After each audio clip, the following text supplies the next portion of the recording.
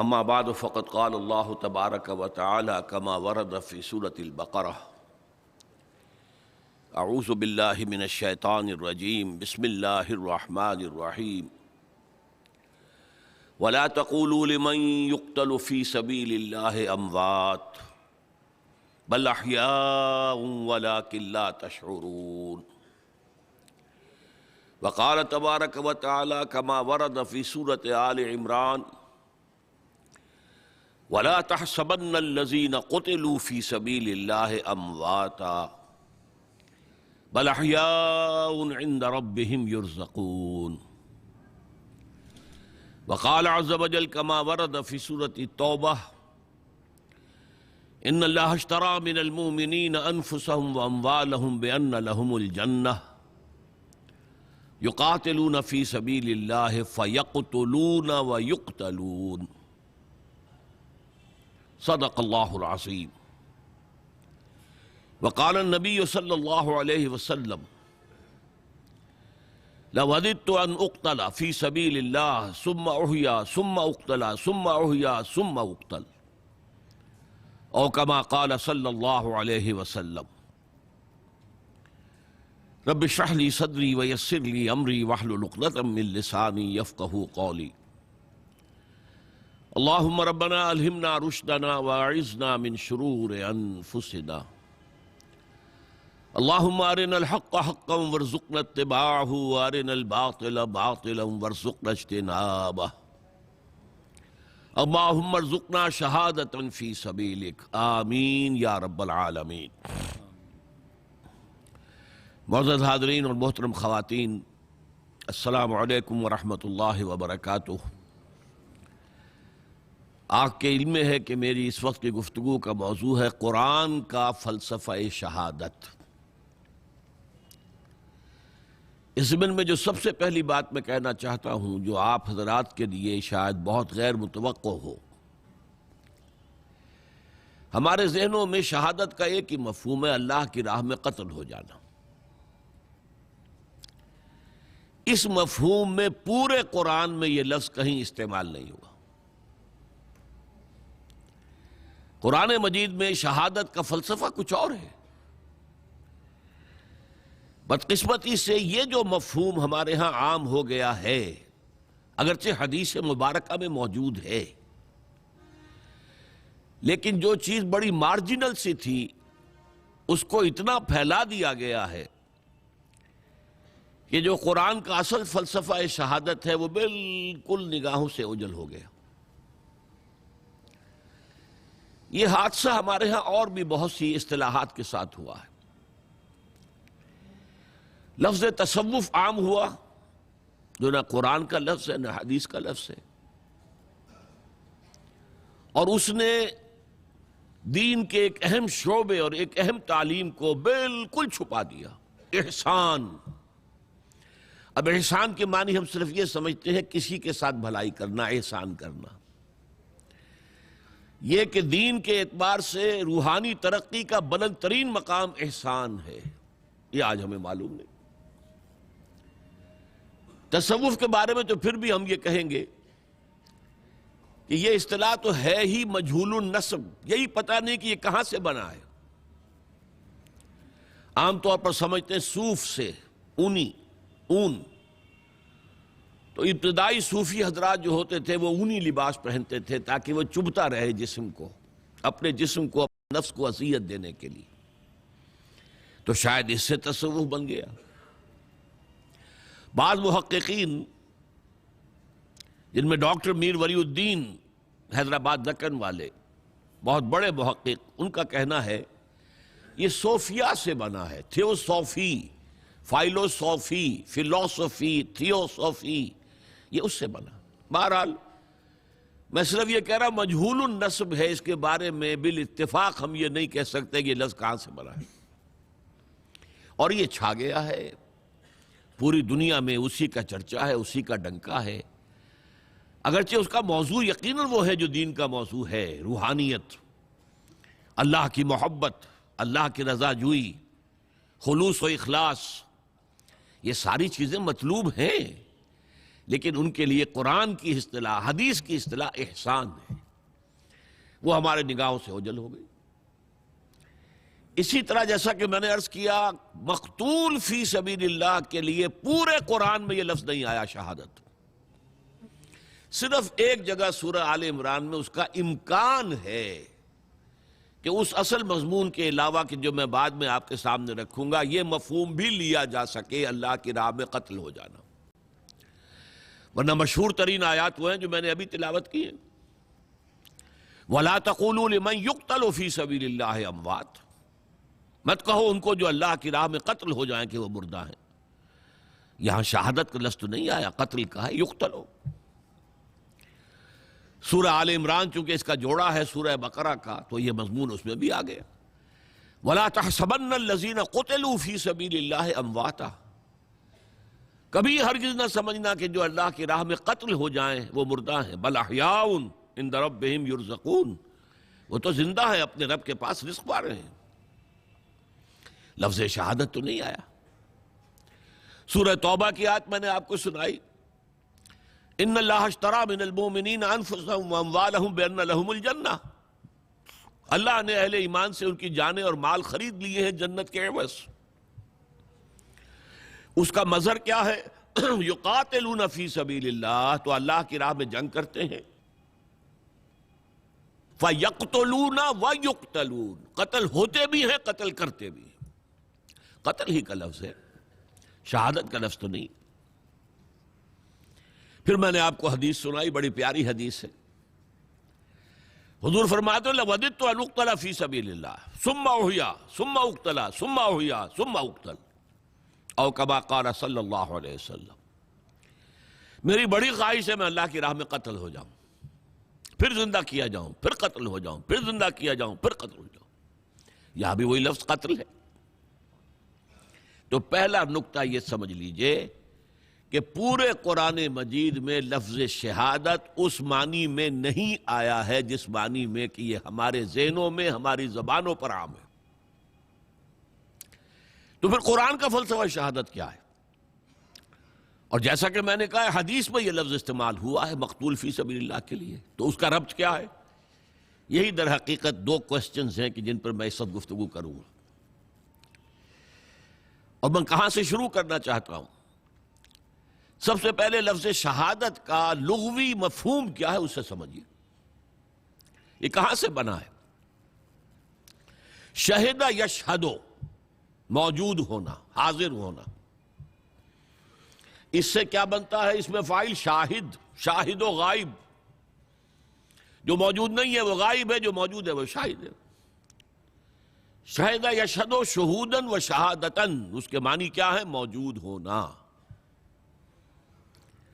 البتہ اس میں پھر اضافی مفہوم دو پیدا ہوئے۔ ظاہر بات ہے کہ اگر کوئی کہیں حادثہ ہوا ہے، کوئی وقوعہ پیش آیا ہے، کوئی قتل ہوا ہے، کچھ اور ہوا ہے، تو گواہی اسی کی معتبر ہوگی جو وہاں موجود تھا، آن دی اسپاٹ، آئی وٹنس۔ لہذا یہاں سے اس کے اندر گواہی کا مفہوم آ گیا، شاہد گواہ۔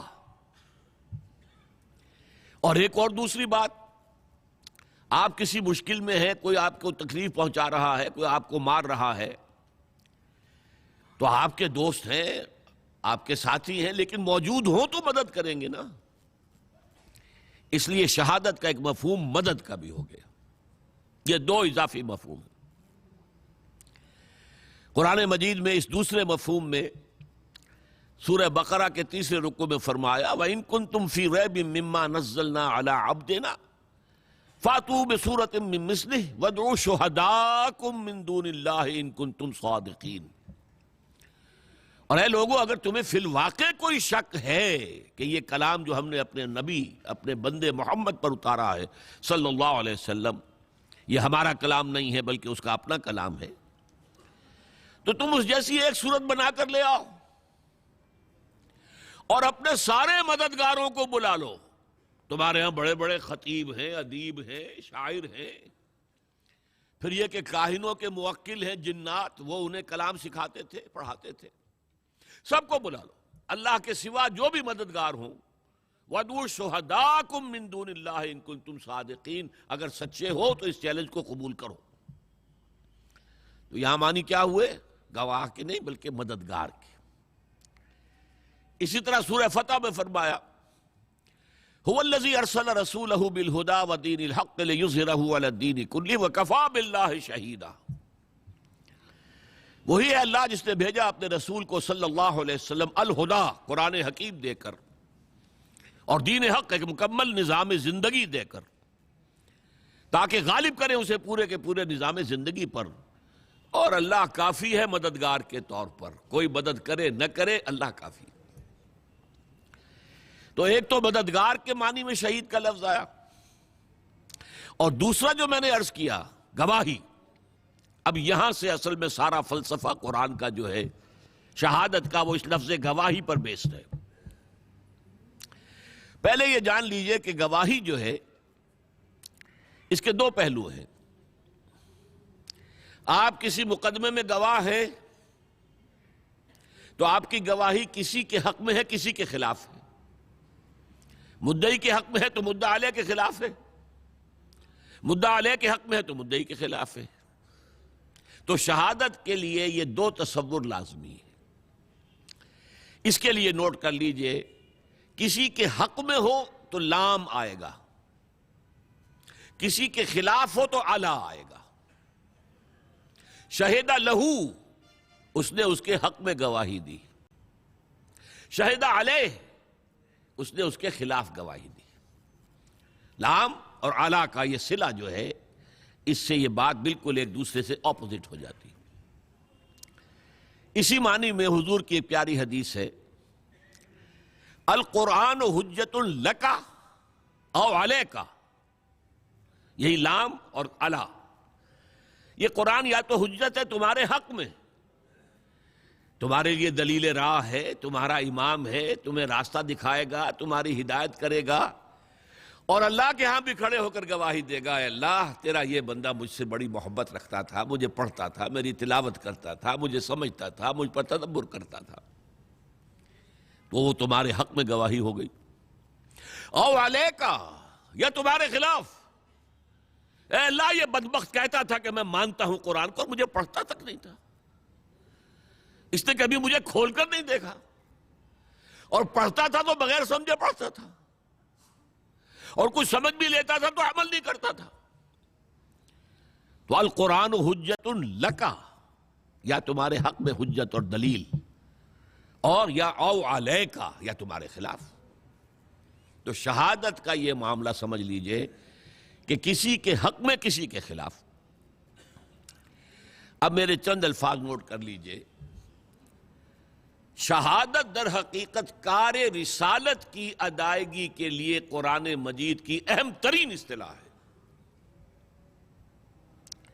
نبی جب آتے تھے گواہی دیتے تھے کہ اللہ کے سوا کوئی معبود نہیں، اللہ کے حق میں گواہی دیتے تھے میں اللہ کا رسول ہوں۔ وہ جو اقبال نے کہا، دے تو بھی محمد کی صداقت کی گواہی دیتے تھے یہ قرآن اللہ کی کتاب ہے جو مجھ پر نازل ہوئی ہے۔ پھر جو کچھ کہتے تھے اس کا اپنے عمل سے گواہی دیتے تھے کہ میں خود اس پر عمل پیرا ہوں۔ یہ کار رسالت کی گواہی ہے، اور یہ گواہی لام بھی ہے علا بھی ہے۔ کیسے؟ دنیا میں یہ گواہی اللہ کے حق میں دی جا رہی ہے، اللہ کے دین کے لیے دی جا رہی ہے، حق کے لیے دی جا رہی ہے۔ یا ایھا الذین آمنوا کونوا قوامین بالقسط شہداء للہ، لام کو نوٹ کر لیجئے یہاں۔ اے ایمان والو، عدل و انصاف کو قائم کرنے کے لیے پوری طاقت کے ساتھ کھڑے ہو جاؤ، اور اللہ کے حق میں گواہی دینے کے لیے کھڑے ہو جاؤ۔ یا ایھا الذین آمنوا کونوا قوامین بالقسط شہداء للہ۔ تو یہاں ہم گواہی دیں گے، قرآن پہنچا رہے بھائی اللہ کا کلام ہے، پڑھو اس کو، اپنے عمل پہ اس کے ذریعے سے اس کی گواہی پیش کر رہے ہیں۔ یہ گواہی ہے اللہ کی، اللہ کے دین کی، اللہ کی توحید کی، اللہ کی رسالت کی، اللہ کے کلام کی گواہی ہے۔ یہ گواہی الٹی پڑ جائے گی قیامت کے دن. اللہ کے رسول کھڑے ہو کر کہیں گے اے اللہ میں نے ان کو پہنچا دیا تھا تیرا کلام. Now they are accountable. They can't plead ignorance. یہ نہیں کہہ سکتے کہ ہمیں معلوم نہیں تھا. یہ گواہی الٹی پڑے گی. گویا کہ قیامت کے دن انبیاء اور رسول سرکاری گواہ بن کر کھڑے ہوں گے. Prosecution witnesses. اے اللہ تیرا پیغام جو آیا تھا میں نے پہنچا دیا تھا. اب یہ ذمہ دار ہے, جواب دہ ہیں, اکاؤنٹیبل ہیں, رسپانسبل ہیں. ان کا محاسبہ تو کر, میں نے پہنچا دیا تھا. یہ ہے شہادت حق. دنیا میں اپنے قول سے, اپنے عمل سے اللہ کے حق میں, دین کے حق میں, اللہ کی تعلیمات کے حق میں, دین حق کے حق میں گواہی دینا. اور آخرت میں کھڑے ہو کر گواہی دینا کہ اللہ میں نے یہ پیغام پہنچا دیا تھا. یہ نہیں کہہ سکتے کہ ہمیں بات پہنچائی نہیں گئی. دیکھیے اس میں بہت ہی نازک مسئلہ ہے. آپ اپنے کسی عزیز کو ایک پیغام بھیجتے ہیں کہ دیکھنا بھائی کل شام تک یہ کام کرنا ہے, ضرور کرنا ہے, ضرور کرنا ہے, ضرور کرنا ہے. اگر نہ ہوا تو میرا بڑا نقصان ہو جائے گا. کام نہیں ہوا, آپ کا نقصان ہو گیا. اب آپ غصے میں بفلے ہوئے, پھنکارتے ہوئے گئے اپنے اس عزیز کے پاس. خدا کے بندے میں نے تمہیں یہ پیغام بھیجا تھا کہ یہ کام کرنا, تم نے نہیں کیا, میرا نقصان ہوا, کون ذمہ دار ہے؟ اگر وہ یہ کہہ دے ہلکے سے بھائی مجھے تو آپ کا پیغام کسی نے پہنچایا ہی نہیں, بتائیے آپ پتاشے کی طرح بیٹھ جائیں گے کہ نہیں؟ اب غصے کا رخ کدھر ہوگا؟ وہ پیغام بر بھلے آدمی, تجھے میں نے یہ پیغام دے کر بھیجا تھا, تو نے نہیں پہنچایا, تو میرے نقصان کا ذمہ دار تو ہے. اس ٹرائنگل کو ذہن میں رکھیے. پیغام بھیجنے والا جس کے نام پیغام گیا, اور جو پیغام بر ہے بیچ میں. پیغمبر میں وہ ایک لفظ ہی نکل گیا ہے نا, پیغام بر اور پیغمبر, لفظ تو ایک ہی ہے. یہی وجہ ہے سورہ اعراف کی آیت نمبر 6 ہے اس موضوع پر, فَلَنَسْأَلَنَّ الَّذِينَ أُرْسِلَ إِلَيْهِمْ وَلَنَسْأَلَنَّ الْمُرْسَلِينَ. ہم لازماً پوچھ کر رہیں گے ان سے بھی جن کی طرف ہم نے رسولوں کو بھیجا. تمہارے پاس پیغام پہنچ گیا تھا کہ نہیں؟ اور ہم لازماً پوچھیں گے, پوچھ کر رہیں گے رسولوں سے بھی, تم نے پہنچایا تھا کہ نہیں؟ دیکھیے رسول کتنا ہی بلند مقام ہو, اللہ کے سامنے تو عبد ہے نا. اللہ تو اپنے رسولوں سے بھی محاسبہ کرے گا. قرآن مجید میں سورہ مائدہ میں ہے کہ نہیں, یا عیسی ابن مریم انت قلت للناس اتخذونی و امی الہین من دون اللہ. اے مریم کے بیٹے عیسیٰ, کیا تم نے کہا تھا لوگوں سے کہ مجھے اور میری والدہ کو بھی اللہ کے سوا الہ بنا لینا؟ اب اس مقام کو پڑھیے, معلوم ہوتا ہے کانپ رہے ہیں حضرت عیسیٰ کھڑے ہوئے. اللہ کا دربار ہے. الرب رب وان تنزل والعبد عبد وان ترقى. یہ ابن عربی کا شعر مشہور ہے, اگرچہ ابن عربی کے کچھ دوسرے اشعار جو ہیں بالکل مخالف بھی ہیں, بہت گمراہ کن بھی ہیں. العبد رب والرب عبد یا لیت شعری من المکلف.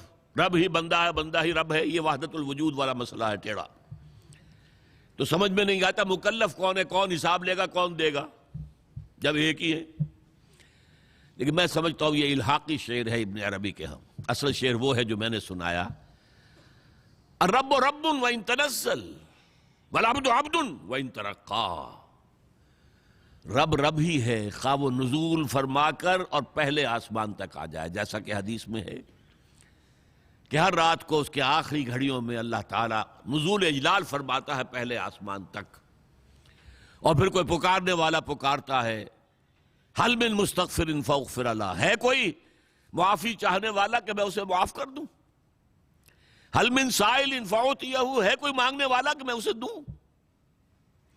تو اللہ کہاں آ گیا؟ پہلے آسمان پر. لیکن رہا اللہ ہی, رب ہی.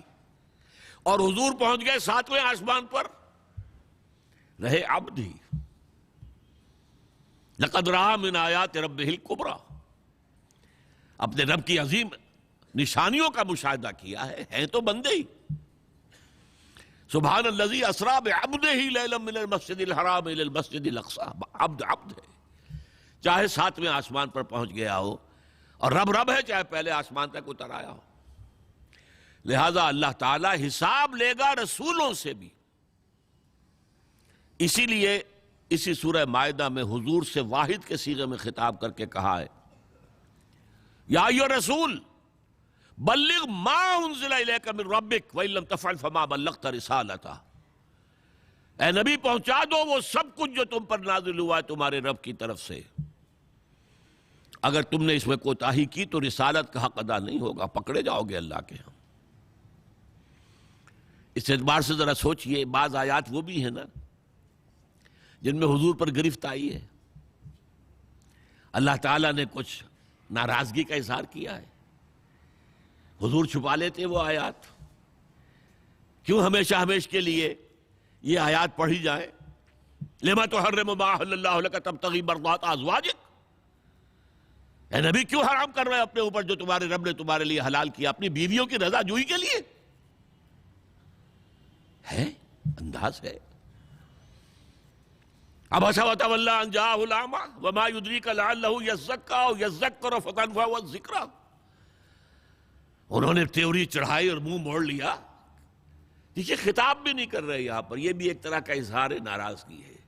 اے نبی آپ نے یہ کیوں کیا؟ یہ نہیں کہا، اس نے تیوری چڑھائی، اس نے اپنا منہ موڑ لیا، ایک اندھا اس کے پاس آیا۔ یہ آیتیں بھی قرآن میں ہیں اور تا قیام قیامت ہم تلاوت کریں گے۔ تو یا ایھا الرسول بلغ ما انزل الیک من ربک وان لم تفعل فما بلغت رسالتہ، اے رسول پہنچا دو جو کچھ نازل ہوا ہے تم پر تمہارے رب کی طرف سے، اور اگر نہیں کیا تو رسالت کا حق ادا نہیں ہوگا۔ یہ ہے کار رسالت۔ اسی لیے رسولوں کے لیے سب سے بڑا لفظ کیا آتا ہے؟ انا ارسلنا الیکم رسولا شاہدا علیکم کما ارسلنا الی فرعون رسولا۔ دیکھو لوگوں، ہم نے بھیج دیا تمہاری طرف ایک رسول جو تم پر گواہ بنے گا، تمہارے خلاف گواہی دے گا، شاہدا علیکم، جیسے کہ ہم نے فرعون کی طرف رسول بھیجا تھا۔ فعصی فرعون الرسول فاخذناہ اخذا وبیلا، تو فرعون نے ہمارے رسول کی نافرمانی کی تو ہم نے پکڑا اسے وبال کا پکڑنا۔ لفظ شاہد، اور شاہد اعلیٰ کے ساتھ، کیونکہ رسول گواہی دے گا، اے اللہ میں نے پہنچا دیا تھا۔ اسی طرح مشہور آیت سورہ احزاب کی، یا ایھا النبی انا ارسلناک شاہدا ومبشرا ونذیرا وداعیا الی اللہ باذنہ وسراجا منیرا، اے نبی ہم نے آپ کو بھیجا ہے 5 حیثیتوں میں۔ شاہد سب سے پہلی، مبشر بشارت دینے والے، راست رو راست گو ان کے لیے بشارت، کجرو ان کے لیے خبردار کرنے والے، اور داعی اللہ باذنہ، اللہ کی طرف اس کے حکم سے بلانے والے، بس سراجا منیرا، اور ایک روشن چراغ۔ تو یہ شاہد، یہ شہادت، یہ ہے در حقیقت کار رسالت کے لیے اہم ترین اصطلاح، اس کو نوٹ کر لیجئے۔ قرآن کا اصل فلسفہ شہادت کی ہے۔ یہی شہادت جب آئے گی آخرت میں، فَكَيْفَ إِذَا جِئْنَا مِن كُلِّ أُمَّةٍ بِشَهِيدٍ وَجِئْنَا بِكَ عَلَى هَؤُلَاءِ شَهِيدًا، کیا ہوگا اس دن جب کہ ہم ہر امت پر اس کے خلاف ایک گواہ کھڑا کریں گے۔ فَكَيْفَ إِذَا جِئْنَا مِن كُلِّ أُمَّةٍ بِشَهِيدٍ، شہید کھڑا کریں گے، گواہ۔ اس آیت کے بارے میں ایک واقعہ آتا ہے کہ ایک مرتبہ حضور نے فرمائش کی حضرت عبداللہ ابن مسعود سے رضی اللہ تعالی عنہ، مجھے قرآن سناؤ۔ انہوں نے عرض کیا حضور آپ کو سناؤں، آپ پر تو نازل ہوا ہے۔ فرمایا ہاں مجھ پر نازل ہوا ہے، لیکن مجھے دوسروں سے سن کر کچھ اور حظ اور کچھ اور کیفیت، کچھ اور لطف حاصل ہوتا۔ انہوں نے سورہ نساء پڑھنی شروع کی۔ اب ظاہر بات ہے کہ جو مجلس نبوی کے آداب ہیں، وہ گردن نیچی کیے ہوئے پڑھ رہے ہیں۔ 41ویں آیت پر پہنچ گئے، فَكَيْفَ إِذَا جِئْنَا مِن كُلِّ أُمَّةٍ بِشَهِيدٍ وَجِئْنَا بِكَ عَلَىٰ هَٰؤُلَاءِ شَهِيدًا عَلَىٰ کیا ہوگا اس دن جب کہ محمد صلی اللہ علیہ وسلم ہم تمام امتوں کے خلاف ایک گواہ کھڑا کریں گے اور آپ کو لائیں گے ان کے خلاف گواہ کے طور پر۔ جب اس آیت پر پہنچے حضرت عبداللہ ابن مسعود، حضور نے فرمایا حسبک حسبک حسبک، بھائی بس کرو بس کرو بس کرو۔ اب انہوں نے جب آنکھیں اٹھا کر دیکھا تو حضور کی آنکھوں سے آنسو بہہ رہے تھے۔ مجھے اپنی قوم کے خلاف گواہی دینی ہوگی، یہ ہے شہادت، شہادت علی الناس۔ اچھا، اس شہادت میں ایک پہلو کیا ہے؟ زبان سے شہادت، اشہد ان لا الہ الا اللہ واشہد ان محمد رسول اللہ، یہ تو گویا کہ گیٹ وے ہے ٹو انٹر انٹو اسلام۔ کوئی ہندو، کوئی سکھ، پارسی، عیسائی آج کہے اشہد ان لا الہ الا اللہ واشہد ان محمد رسول اللہ، ایسے ہی ہے جیسے کہ لکیر کھینچی ہوئی تھی، پہلے ادھر تھا اب ادھر آ گیا۔ ایک ہے دین کی، پورے دین کی گواہی دینا اور اپنے عمل سے دینا، ورنہ کیا ہوگا؟ یہ کہتے کچھ اور ہے، کرتے کچھ اور ہے۔ لما تقولون ما لا تفعلون، اے ایمان کے دعوے دارو کیوں کہتے ہو جو کرتے نہیں ہو؟ کبر مقتا عند اللہ ان تقولوا ما لا تفعلون، اللہ کی بیزاری کی انتہا ہے یہ بات کہ تم کہو جو کرتے نہیں ہو۔ دیکھیے یہاں غضب کا لفظ نہیں آیا ہے، غضب جو ہے ہلکا لفظ ہے، اللہ کے غضب کا لفظ نہیں آیا، مقت۔ دیکھیے ایک غصہ ہوتا ہے، یہ غصہ اس وقت تک آتا ہے جب تک آپ کو کسی سے کوئی توقع ہو، جتنی توقع تھی اس کے خلاف اس نے اتنا کام کیا، آپ کو زیادہ غصہ آئے گا۔ ایک وقت آتا آپ بیزار ہو جاتے ہیں، اب غصہ نہیں آتا، اب بیزاری ہے، مقت کہتے ہیں بیزاری کو۔ اور نکاح مقت یہ آیا ہے قرآن مجید میں سورہ نساء میں۔ عرب میں یہ رواج تھا، اب ایک شخص کی 4 بیویاں ہیں، وارث ایک بیٹا ہے، بہرحال اس کی اپنی ماں تو ایک ہی ہے، باقی تینوں کو اپنے حرم میں ڈال لیتا تھا، لونڈیوں کی حیثیت سے، بیویوں کی حیثیت سے۔ وہ بھی وراثت ہے، میرے باپ کی وراثت ہے۔ اسے کہتے تھے نکاح مقت، بڑا بیزار کن نکاح ہے یہ، گھناؤنا۔ خود ان کے اپنے معاشرے میں اسے نکاح مقت کہتے تھے۔ قرآن مجید نے آ کر اس کے اوپر فل سٹاپ لگایا، بند، جو ہو گیا ہو گیا، آج کے بعد یہ نہیں ہوگا۔ تو اہل ایمان، لما تقولون ما لا تفعلون کبر مقتا عند اللہ ان تقولوا ما لا تفعلون، اے ایمان کے دعوے دارو کیوں کہتے ہو جو کرتے نہیں؟ اللہ کی بیزاری کو آخری حد تک بڑھانے والی بات یہ ہے کہ تم کہو جو کرتے نہیں۔ اس سے اگلا ایک مرحلہ آتا ہے، اور اس مرحلے کا تعلق ہے امت محمد سے۔ 2 مراحل جو آپ سے پہلے کی امتوں کے ساتھ نہیں تھے۔ پہلا مرحلہ یہ ہے کہ جہاں تک دین کی بنیادی تعلیم تھی، توحید، اللہ کی عبادت، اپنے معاملات میں اللہ کے احکام کی پیروی، بس دین اتنا ہی تھا۔ ابھی نظام زندگی کا تصور تھا ہی نہیں۔ یہ تو یوں سمجھیے کہ پچھلے کوئی 200 برس کی بات ہے کہ نظام، ریاست، ورنہ حکومت کا لفظ استعمال ہوتا تھا۔ ریاست، اسٹیٹ، ایک ایبسٹریکٹ کانسیپٹ ہے ریاست۔ شہری ریاست کے وفادار ہوتے ہیں، حکومت کے نہیں ہوتے۔ حکومت کو تو بدلنے کا حق ہے ان کا، بائی الیکشن اور by agitation, they have the right to change the government۔ ریاست کے وہ وفادار۔ یہ جو نظام آج دنیا میں ہے اس نے جکڑ لیا ہے انسان کو، آپ کی آزادی بہت کم رہ گئی۔ نظام تعلیم سرکاری سطح پر طے ہو رہا ہے، زبیدہ جلال آسمان امریکہ سے ٹپک پر پڑی ہیں اور وہ بنا رہی ہیں، اور آغا خان ٹرسٹ بنا رہا ہے۔ آپ کیا کریں گے؟ آپ اپنے بچے کو غار میں بند کر دیں گے؟ کہاں لے جائیں گے؟ ان پڑھ رکھیں گے، کیا کریں؟ آپ اپنے بچے کو اس نظام تعلیم کے حوالے کر کے اپنے ہاتھ دھو لیجئے، پھر واش یور ہینڈز آف.